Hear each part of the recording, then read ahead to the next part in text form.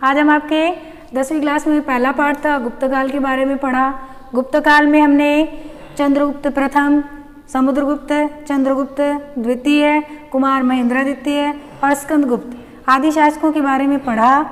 उसके बाद आज हम पढ़ेंगे गुप्त काल की आपके जो सांस्कृतिक उपलब्धियां हैं उनके बारे में अध्ययन करेंगे। गुप्त काल में कौन कौन सी सांस्कृतिक उपलब्धियां रही है तो उसके बारे में देखिए। गुप्त काल भारतीय इतिहास का स्वर्ण काल, सोने के समान का काल माना जाता है। क्यों?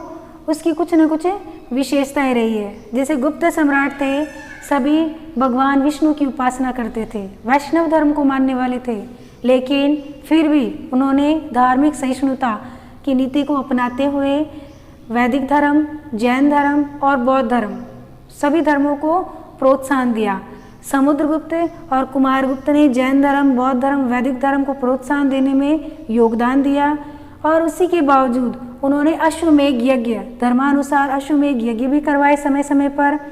चंद्रगुप्त द्वितीय के समय जो चीनी यात्री फाइयान भारत आया था उसका जो यात्रा वृत्तांत था उसमें भारत की जो गुप्त काल की शासन व्यवस्था थी उसे सुव्यवस्थित शासन व्यवस्था का दर्जा दिया गया था।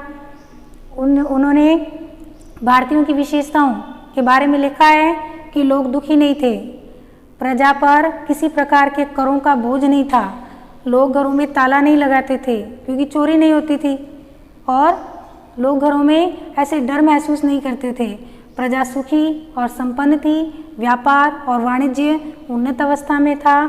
फाइयान ने जो गुप्तकालीन शासन व्यवस्था थी उसके बारे में भारतीय विशेषताओं को उजागर किया है।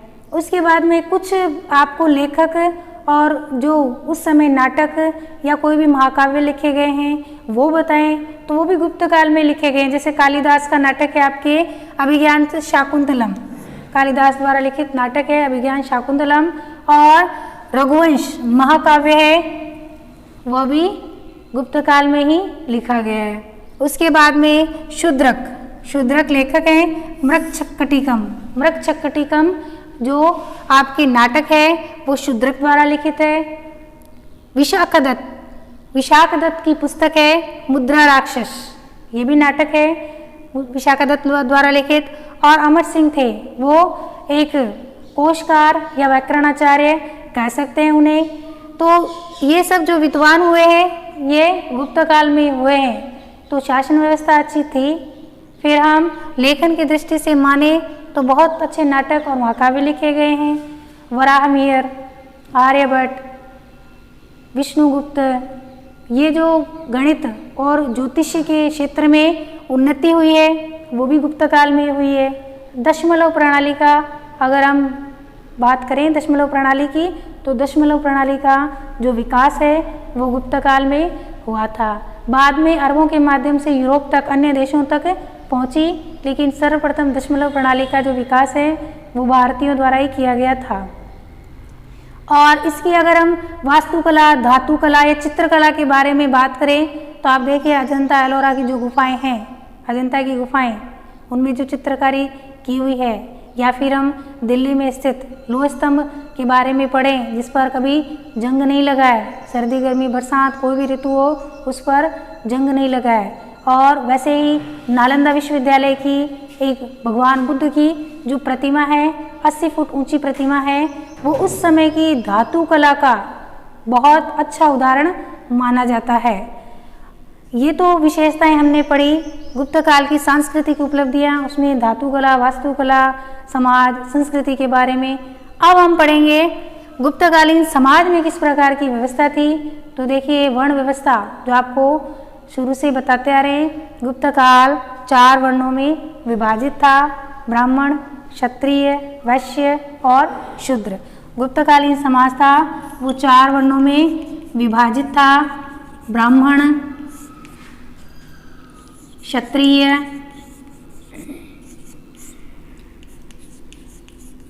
वैश्य और शूद्र। अब इनका काम क्या था? जैसे ब्राह्मणों का काम था ना, ब्राह्मणों का समाज में सर्वोपरि स्थान था।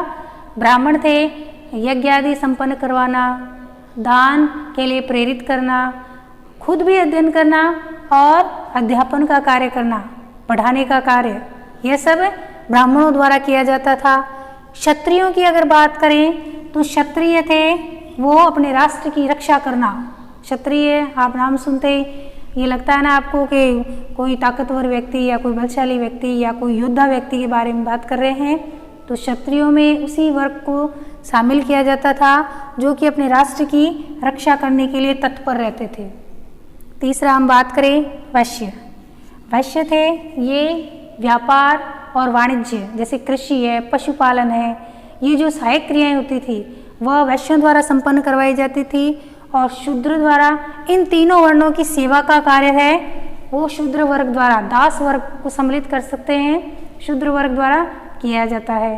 अगर हम महिलाओं की बात करें तो गुप्त काल में महिलाओं की स्थिति बहुत अच्छी थी। जो भी धार्मिक कार्य किए जाते थे उसमें पुरुषों के साथ में महिलाओं की उपस्थिति अनिवार्य थी। धार्मिक कार्यों में पुरुषों के समान महिलाएं भाग लेती थी। शिक्षा की बात करें तो शिक्षा की उच्च व्यवस्था थी, महिलाएं शिक्षा प्राप्त करती थी। और अगर हम पर्दा प्रथा या किसी कुरीति की बात करें तो पर्दा प्रथा का प्रचलन गुप्त काल में नहीं था। गुप्त काल में नारी का सम्मानजनक स्थान था। और संपत्ति की बात करें तो अगर किसी स्त्री के पुत्र नहीं है तो उसे संपत्ति से वंचित नहीं किया जाता था, बल्कि पुत्र के अभाव में संपत्ति की स्वामिनी व्यक्ति की मृत्यु के बाद में पत्नी स्वयं होती थी। और उस समय विवाह की बात करें तो विवाह के लिए 8 प्रकार के विवाहों का प्रचलन था। और स्वयंवर विवाह है यानी अपनी पसंद से अगर कोई शादी करना चाहते हैं तो स्वयंवर विवाह का प्रचलन भी था। 8 प्रकार के विवाहों में देव विवाह, आर्ष विवाह, असुर विवाह, गंधर्व विवाह, देव विवाह, इस प्रकार के 8 प्रकार के विवाहों का प्रचलन था, वो गुप्त काल में था। कुल मिलाकर हम बात करें तो गुप्त काल भारतीय इतिहास का स्वर्ण काल कहा जाता है, क्योंकि इसमें आपने देखा शासकों के बारे में पढ़ा, आपने इसकी सांस्कृतिक उपलब्धियाँ और लेखकों के बारे में पढ़ा, समाज में नारी का स्थान पढ़ा। तो कहीं भी आपको कोई भी ऐसा कुछ भी नहीं मिला है कि जिसमें कोई कुरीति व्याप्त हो या जनता पर किसी प्रकार का कोई अत्याचार हो। तो कुल मिलाकर हम कह सकते हैं कि गुप्त काल भारतीय इतिहास का स्वर्ण काल था, क्योंकि सारी अच्छी बातें, सारी विशेषताएं हैं वो गुप्त काल में आपको देखने को मिलेगी। नेक्स्ट आपके जो टॉपिक पढ़ेंगे वो वर्धन वंश है।